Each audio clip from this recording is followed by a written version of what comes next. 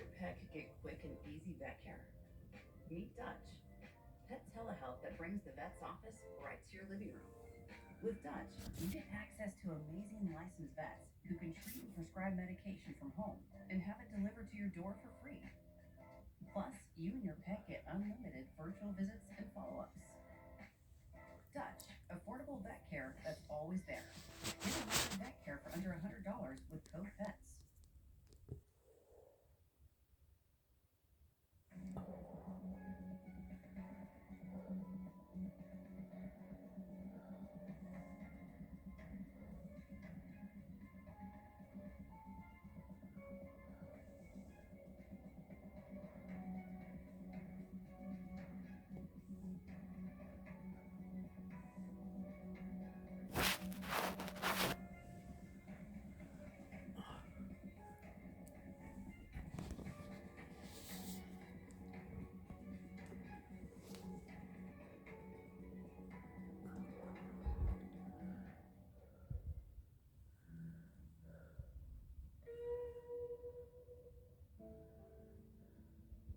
It had been a tense trial, and Dennis Vaughn was there almost every day.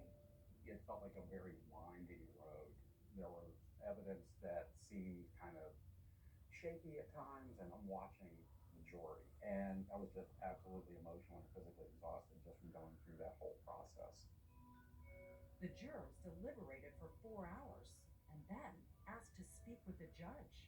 They came back with a question, which was, please redefine beyond a reasonable doubt, which is the worst possible question that a prosecutor can hear. Did that make your heart skip a beat? Well, yeah, I wasn't feeling all that well, but it didn't improve my condition, no. The jury went back to deliberations. 2 more hours passed. In most of the murder trials that I have covered, I could have told you ahead of time what the verdict was going to be. I really wasn't sure what the verdict was going to be in this case. I kept thinking to myself that how I see the world from this day forward really is in the hands of 12 strangers. While Michelle never showed up in court, Marianne learned she was paying close attention. As we're sitting in that courthouse on pins and needles, we find out through a family member that Michelle was at home with welcome home signs and balloons and planning a big party for that night whenever he was acquitted. Finally, after 6 hours, the jury returned to the courtroom with a verdict. There would be no welcome home party for Kevin Foley. The jury found him guilty of first-degree murder. What's that moment like for you? Well, it's more one of relief than anything else. It was a real sense of satisfaction. I don't have any doubt that he did it. It was like, okay, we got the right guy. A bad apple in law enforcement. He was. Marianne had been a passionate advocate for her cousin. For her, the verdict was an emotional release. You just want to collapse. I mean, because all of this work, all of this time, it was Justice? justice for John finally. As pleased as Marianne was about the verdict, there was something that nagged her. One person she believed still had not been held accountable. John's wife, Michelle.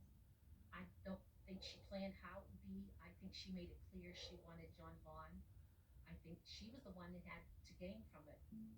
In fact, before the trial started, Marianne had filed a wrongful death lawsuit against Michelle and Foley. In a court filing, Michelle denied any involvement in John's death. She also said she was not aware of and did not fuel any alleged hostility Kevin may have had toward John. Marianne dropped the suit after the trial, and Michelle never faced any criminal charges. Do you think Michelle Yelnick got off easy in all of this? I didn't have the evidence to charge her. If I had the evidence to charge her, I would have done that. To the extent that she may have provoked this, to use that expression, well, that's something that she has to live with if she can. Was an effort made to try to find evidence against her? Oh, constantly, yes. But we took that side of the case as far as we could. Not long after the trial, Michelle moved out of state to build a new life with JJ and her other children. As soon as he was convicted, her bags were packed and she took off to Georgia. So never had to face us. Maria Takaleski has unfinished business with her friend John. to relay a message to JJ. He said if they had me killed, tell JJ that I loved him and that he was my whole life, and someday get in touch with him and make sure he knew how much I loved him. Kevin Foley was given a life sentence for murdering John Yelnick. That ended the legal case, but what happened in court here had a profound effect on the justice system. Dr. Mark Perlin's technique for DNA analysis is now considered state-of-the-art technology and is accepted in courtrooms around the world. And in the quiet community where John Yelnick lived and died, the emotional ripple effects are still being felt.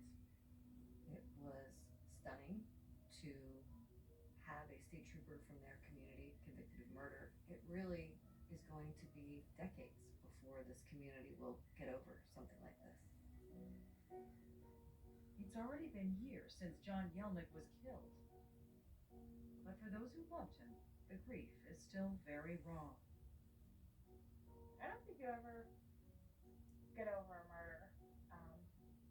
You learn to live with a new reality, but it's always with you. I wanted people to understand he was a good man who didn't deserve this, to make sure people understood how much he was loved. One of my favorite photographs that I have of myself and John is in a frame engraved with my brother from another mother. If there was ever a